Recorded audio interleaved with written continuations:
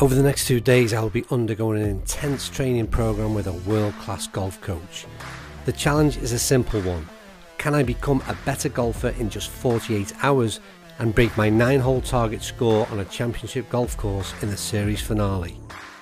Utilising both technology and expertise analysis, golf coach Ollie Morton from Leading Edge Golf has accepted my challenge. But there is a twist.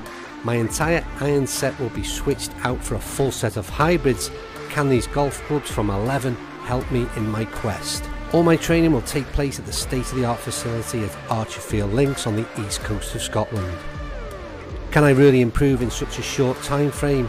Will a full set of hybrids help lower my score?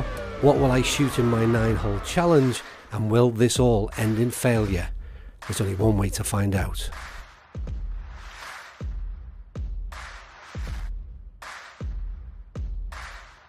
So this is it, the day of reckoning. 48-hour boot camp comes to an end in 9 holes time, and I've got to work out what have I learned, but more importantly, what I've learned, can I take it out onto the golf course and can I make it work for me? I've got a new swing, I've got a new shape, I've got some new short game, but can I implement it? Let's get to the first tee. Vidra course, Archerfield Links. So that's it, hole number 1, and we got off to a flyer. To be honest with you, that first tee, there was no talking, no intro to that first hole, because I'm full in concentration mode. Can I really put into practice what I've learned in the past 48 hours? The first hole suggests yes, but that's only one out the way of the 9 holes that I'm going to make this afternoon. What will I score? More importantly, sort of greens in reg, fairways in reg. That's the kind of thing that I'm interested in. How much control have I got over the golf ball? And hopefully the score will follow. Really interested there that I honestly thought we were kicking this whole thing off with a birdie. And for the record, that was 374 yards from the tee box that I played for. I had 74 in. We've hit a 300-yard drive to start the day. It was wind width though. Right, next one away, this is a par 5, and the one thing I'm noticing straight away is that it's extremely tight, or at least it feels that way. And because I'm hitting a shot shape that is relatively alien to me in many ways, it's that commitment level. So it's just concentrating sort of target line and where I want the sort of club path to follow. Hopefully you've all been watching the series so far, and that's been the big difference. So I committed there, I didn't get it pure, but because I committed to everything else, it's gone in the shot shape I wanted. And we're actually in a really good position because it's a par 5, but it's tight all the way down. And if I can get somewhere within a wedge in hand without being in them trees, then I'll take it. So next shot coming up. So second shot into the par 5. I kind of did what Ollie said was, you know, allowed, if you like. Not that he's suggesting otherwise, but that's hit a little bit of a cutty one to a degree. Still a really good strike. Still tried to keep the club on path, but instead of sort of closing it down a little bit, left that club face open and hit what I believe was the right shape of shot for this hole. It certainly felt more comfortable to me anyway. We've still got 144 though into this green, so and a bunker right on our line. So let's see what's next, shall we?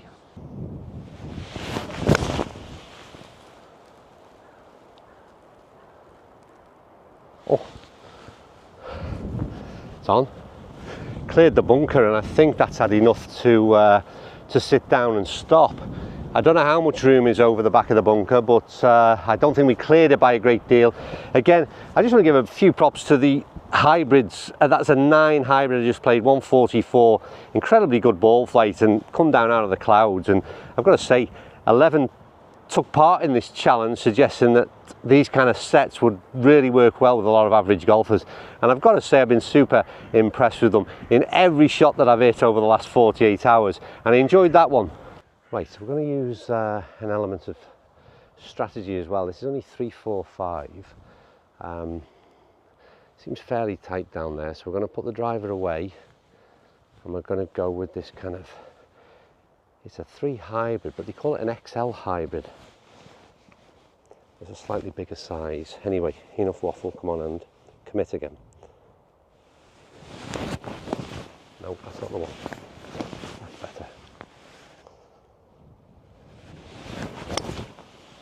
Ah, it stayed out right. Not too bad, sit down. Sit down.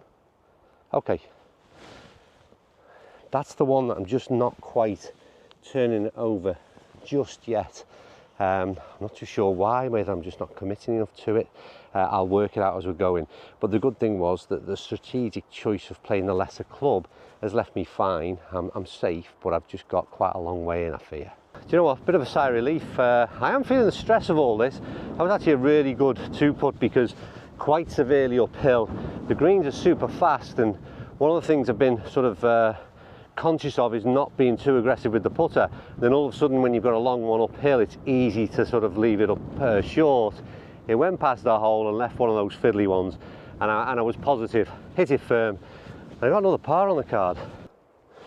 175, we're on the fourth. I'm losing track of holes and I've only played bloody 3. Like I said, I'm very much trying to stay in the zone. It's hard to kind of, well, it is for me at least anyway, to talk too much to camera and then concentrate when I'm over the ball. So that's why I'm trying to split it up a little bit different today. I'm really trying to play some decent golf. What a golf hole, first of all. You'll see some clips very shortly, even if you can't see it now. Vidra Island and the lighthouse is just to the right, and it's just mind-blowing. It's just such a lovely, there's a tee box we'll come into shortly, and again, a sensational part of this golf course, it really is. But for today, I'm not concentrating too much on the visuals. What did I say? 174, wind off the left. This is the first time. We've had a bit of help so far. This is coming off the left-hand side, so I'm going to try and draw it back into it. It sounds good at least anyway.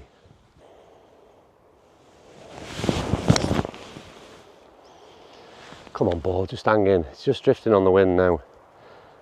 Oh, that's a bit unlucky. Again, trying to draw it back, and all I'm doing by drawing it is just maybe just holding on to straightening it up, but then the wind got up hold of it on the top of its ball flight, just drifted it right, and my first bounce was a kick right as well. But to be honest with you, I'm more than happy. It was a real good strike, and a little bit more positive. I'm finding that if I watch back the video, if I was able to later, and I am able to later, I've got a feeling I've got maybe just been casting that little bit of that movement that I've been trying to eradicate, so I'm not staying on plane. That's the bit I'm a bit disappointed with at the minute, but I'm trying to figure it out as I go and hopefully recognise what's going wrong. And we're all right, we're level par and it's going wrong, so you know, it's not too bad. This series is sponsored by 11 Golf. I've swapped out all my irons for 11's award-winning game improvement hybrid irons. Yep, that's right, a 4 hybrid to a pitching wedge.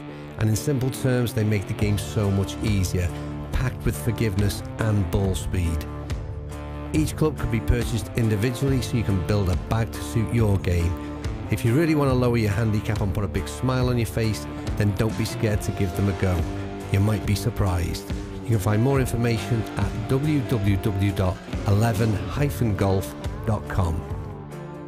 So tee-shot on 5, there's, well, you'll struggle to find a better backdrop, like I said, Vidra Island. And we had the drone up and camera behind and everything clicked. I absolutely ripped that one slightly into the wind as well. But best drive of the day, fully committed, and I've just followed it up with an 8 hybrid. That was 154 in terms of anyone sort of working out what I'm playing. So they're playing slightly longer, I would say, than my normal irons equivalent. But I've kind of worked it out quite quickly. But it's interesting, ball flight super high, and as with that one, it's stopping. Had that one right on the flag all the way, so birdie putt coming up. But I think in terms of what I talked about, greens in reg, fairways in reg, we were racking up a bit of a number. Going back to the par 3, I hit a nice little chip shot, weight forward, tried to execute again what sort of Ollie was talking about, and it checked up really nice as well. I just didn't get it close enough to give myself a realistic chance of saving par.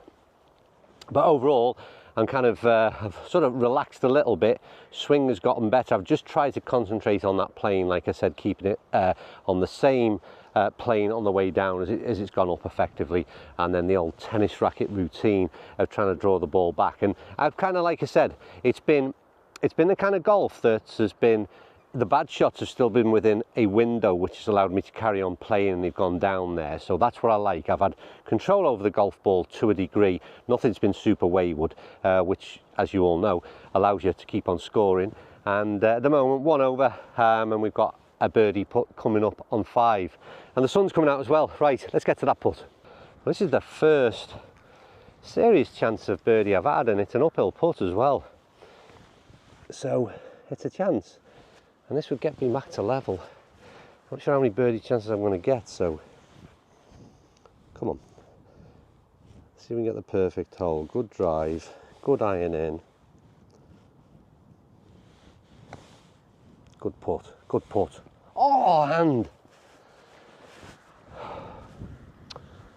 Yeah, a bit frustrating because that would have pulled me one back. And it was pace, I didn't hit it firm enough back up that hill, and that's one of the things, like I said, when the greens are quick, it's always difficult whichever way you're putting, but certainly when you're going back up the hill, it's always difficult to get that aggressive stroke. But right up until the last foot, that was in the middle of the hole. That's absolutely so nice to be able to play that, you know. Well, for anybody watching, that's a cut. But it should be a different cut that I would normally play. I'm really pleased I was able to execute that. I still want that shot in the armoury, so I don't like the idea of that slinging it right and moving it back towards all the trouble on the left hand side. So I want to be able to keep that shot in play, and I was able to do it. Again, lower ball flight, teed down a bit, into the wind significantly here, and I've brought that right back into the middle of the fairway. Chuff with that. Bit of a dilemma here. It's not reachable in two by any means for me on any day, certainly not into the wind, but we're playing, I want a kind of 160 shot so I don't bring those bunkers into play. So I'm going to aim at them, and this is the one I do want to try and move over to the left hand side. Yeah, I think it was a slight pull rather than a draw. I've got to, you know, own up to where I'm at, but that is position A. It's where I wanted to be, and that should give, you can't see it right now, green is tucked in round the corner, and we've got a great line in. I'm happy at the minute. A perfect angle in. I've got 100 and, like I said, yardage control in terms of short of the bunkers, left of the bunkers, all really good. But that pin is wicked. And this again, a shot where I'm not comfortable hitting a draw sort of at the edge of that green, because if it doesn't come back, I'm kicking off down the right. Well, we're going to hit quite a bit left of the flag, and maybe try and just cut it a little bit, and this will be that weight forward shot that we were doing on the short game. Bit ambitious maybe.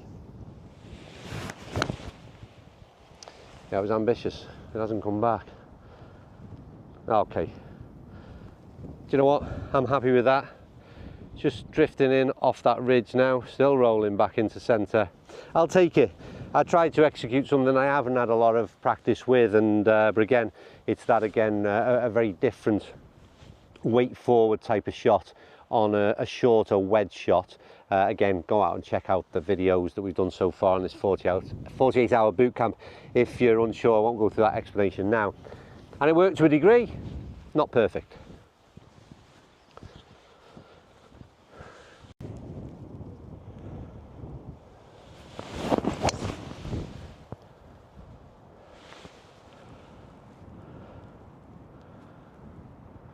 That's a drive there. That's not a shot I had in the arsenal just 48 hours ago. Well, perfect position off the tee, albeit, like I said, there was a little bit of a pull in that, and my guess is that I've still got that little bit of emotion out at the top of the backswing. I'll watch that back later, but you've seen it already. But either way, what is helping is the commitment to the shot, the commitment to the type of shot I'm trying to play, and I think even just by rolling the wrist a little bit, the strike and the distance has been a lot different than it would normally be. Anyway, back onto this one, 160, and then we just got to go straight at it, haven't we? We're into the breeze here.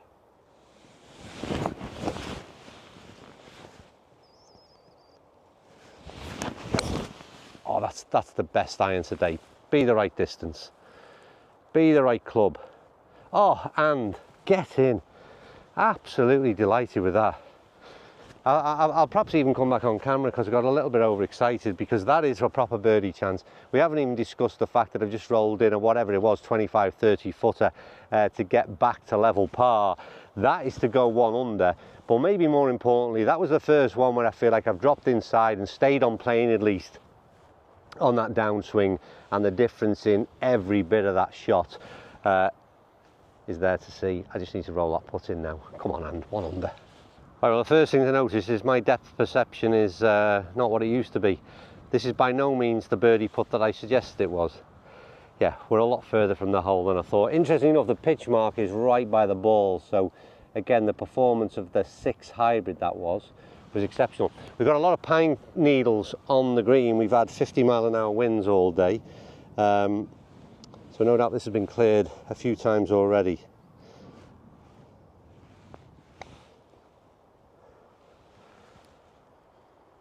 Yeah, good pace, maybe a little bit tentative, and assuming we can polish that one off, then I will take a par.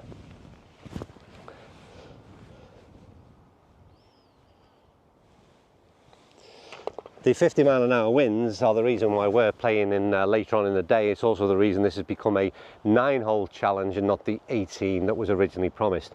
We were 50, perhaps even 60-mile-an-hour winds earlier on the day. It was virtually unplayable and would have made not much sense to do so. So we're reduced to 9 holes, but I think in hindsight that's enough for you to watch, and it's enough for us to all understand as to whether or not our 48-hour boot camp has worked.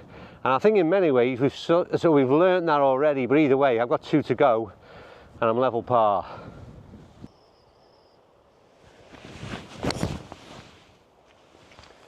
That's that start line, not forcing it out to that right-hand side. I'll take that, you know. A wrong club as well is into the wind. That's come up short, but that's that fear factor of sort of feeling like my club path is towards the gore, so I've effectively bottled it. And then start line is on target line, and then I've turned it over to the left hand side.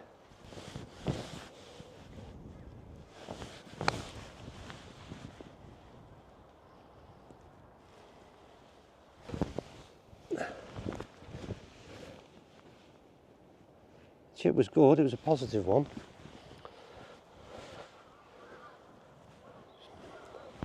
This is the one it's quite scary because these are lightning. Don't dribble it. Oh, get in. Being truthful, I don't even got a little nudge off the pine needle there. But either way, someone's looking after me because I'll take that up and down. Yeah, chipped up from down here, and again, it's that kind of weight forward again. Go and watch the previous episodes when we looked at chipping. I would be very much on the back foot, my right leg. So shifting weight forward, and again, it's probably a long way from being perfect, and if Ollie's watching it back now, he's probably very much able to see what I'm still doing wrong. But also there's been a few chips now where it's been a positive strike, and you feel it's just sort of grabbing a little bit. So yeah, overall we've got 1 to go, level par. Just love to get in with a par on this hole, which is a great hole as well, a 9th. Right, it says 386, it's a stroke 4. Yeah, bunkers all down the right, and obviously you can't go too tight down the left, so it's a really well designed hole. I'm going to go with driver, and we need that shot. We need to move the ball on a right to left shape. This would be perfect. Come on and commit to it. That tennis racket top spin. Oh, get in hand. Don't go in the bunker. Don't go in the bunker. It's right on line in what is effectively just right of centre bunker. Just really pleased with the commitment of the swing. Again, I'm not moving it a long way, if at all. I think it's a straight shot. We have got wind again just coming in and off that left-hand side. Because at first when it set off, I thought it was going to turn it around the corner. But it's ended up going straight, but I'm just delighted with the strike. I just hope we haven't gone into that bunker, which is every chance that we have. Well, it's there for a reason. That's what the designer intended, and oh, look at that. Ah, what a shame. And I'm afraid in 48-hour boot camp, we never covered fairway bunker play. Well, this is also a first for me because I'm going to play a pitching wedge. And a hybrid pitching wedge, that is. The main thing is get out and give yourself a chance of. So we'll go with the old same idea, weight forward. Come on.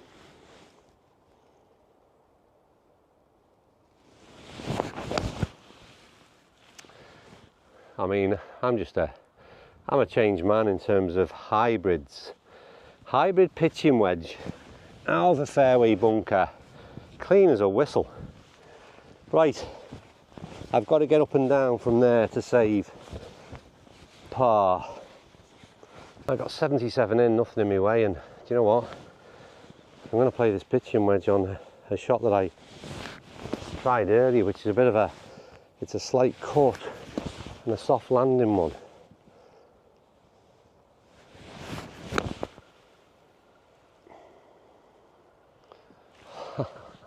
Jeez, I'm absolutely delighted with that. Pitching wedge, I've got to say before we finish this one off, and I'd mention it anyway, but big shout out to 11, A, for sponsoring this series and getting involved and setting the challenge as well. But they've been incredibly good. I've just played 9 holes, apart from driver, and I think I hit one sort of standard 54 wedge. Every other shot I've played has been with a hybrid, and they said to me that they feel that more average golfers would benefit from using these hybrids and more of them in the bag, and I have to agree. I mean, geez, we just played a pitching wedge out of a fairway bunker and then a half little cut into the last flag. I just need to hold that putt now. I must confess, I thought again I was a little bit closer than this, but hey ho. 2 at worst for 1 over. Single putt would be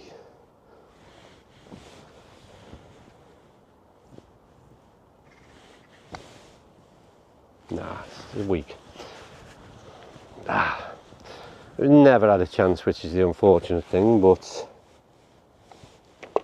it's a bogey after being in the fairway bunker, which I think was always inevitable, but it was a great drive. I just didn't get that fairway in reg, and but overall, look, first of all, massive thanks to 11, I've just said.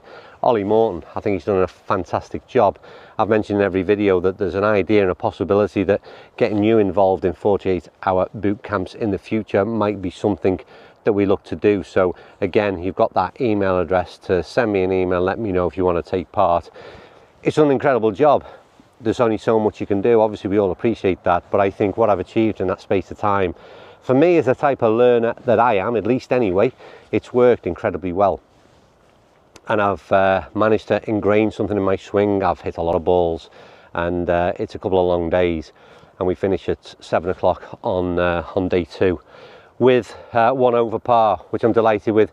But maybe the score was almost irrelevant. It was the idea that I could execute some of what I've learned, and then when it wasn't quite going to plan early doors, maybe recognize the fact that you know, what I wasn't quite doing right.